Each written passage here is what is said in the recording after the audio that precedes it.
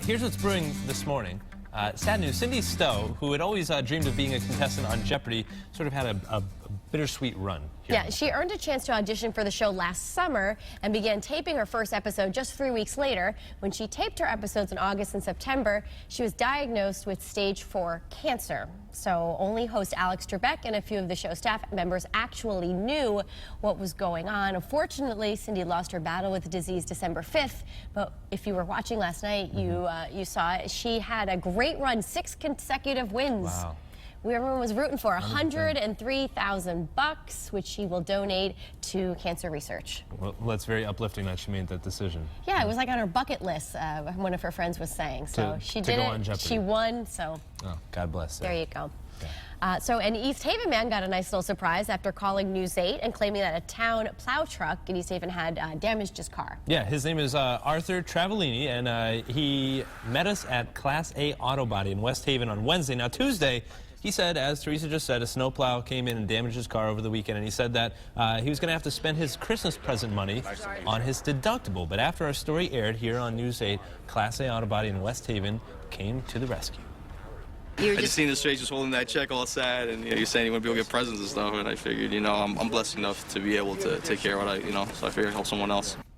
That is How fantastic nice is that, right? That he stepped up, right? Very Such nice. a holiday spirit. So the owner of the car is still hoping East Haven gets back to him about the damage, but at least he's getting it fixed. At least he can buy his presents. Yeah. I like when people come forward this time of the year, right? Hope more people can do that this holiday season. Another uplifting holiday Christmas story here. There's a military dad who made a special trip back home for Christmas, and it was all caught on camera. Take a look at this. In a Santa-sized surprise, Kyle Schatzberger here. He popped out from his hiding place behind old St. Nick's chair in a mall in Massachusetts. There he is in the photo. It kind of reminds me of Dante sitting on top of the chair. He hadn't seen his 3 kids or wife since September when he left to train for the Army National Guard. Now, 2-year-old Elisa and 5-year-old Jaded and 8-year-old Antonio, they were so excited to see their dad. Absolutely a Christmas to remember there. And it's cute because his wife Samantha actually works at the mall, so she set everything up. The kids had no idea. Big surprise there, so very, very heartwarming. And I heard that you actually went back again for more family photos with Santa. You've seen Santa multiple times? We kept running into the guy. I don't know. He's around this time of year. Did you get to sit on his lap? Did you? No, we just let the little guy do that. Okay. Well, there's always next year. Just saying. Hey, you know how it goes. You're a mean one, Mr. Grinch. Yes, I do. Keep going. Yeah, no, that's all I know. But maybe not as mean as we think, because one Grinch out of Florida is looking to make a difference this year in a good way. Yeah, here's how one officer in disguise is trying to keep kids safe this holiday season. Meet Colonel Lou Caputo. He hung up his uniform in exchange for this Grinch getup. He's got the speed gun. He does. It's all to stop drivers from speeding in school zones, and drivers can then choose from getting a ticket or an onion. An onion. Looks like this guy picked the onion there. I think that's a wise bet. How about that? And he pulled over a bicyclist there. So the Grinch is stealing Christmas apparently there.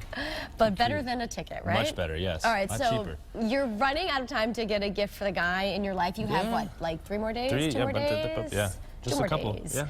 But don't panic. Here are some great last-minute gift ideas that he probably might really like. And it was funny because yesterday we had the list of things not to get him, so we'll see if any things jive here and are the same. So number 1, grab him tickets to see his favorite band or team that he loves. So for Brandon, maybe New York Rangers, right? Hey, Dave you never Matthews know. Band. Is he a Dave Matthews guy? John He used to be, sure. Right? So that's a great idea. It's all about the experience this year. This is what we were learning. You could pay off his Netflix, Hulu, or Amazon. Yes. That'd be a good one. Dinner at his favorite restaurant, a nice bottle of whiskey. Whiskey, huh? I might have done that. Ooh.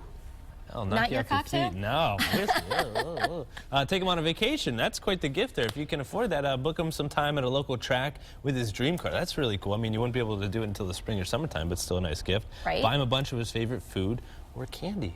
Nice suggestions. Yeah. And you could still do. And you are done. You're done with all your shopping. Yeah, it'll be nice to just kind of enjoy the next day or so. I still have to do all my wrapping. That's the scary part. That's the kick in the pants. You think you're all done and you have hours of wrapping ahead of you. Not too good, not too good. Yeah. All right, now on to a battle of 2 giants, if you will. A giant panda fought with an even bigger sized snowman at the Toronto Zoo. Oh my gosh. The snowman was no match for the panda. The video is part of the zoo's online Panda Cam. There he is. He's on top of the... Oh, he brought him down. That is fantastic. Well, at least the panda's having some fun. Snowman goes down. Oh my gosh, now Panda goes down. Look at that. That's too cute. Hey, back to Connecticut here. Out of the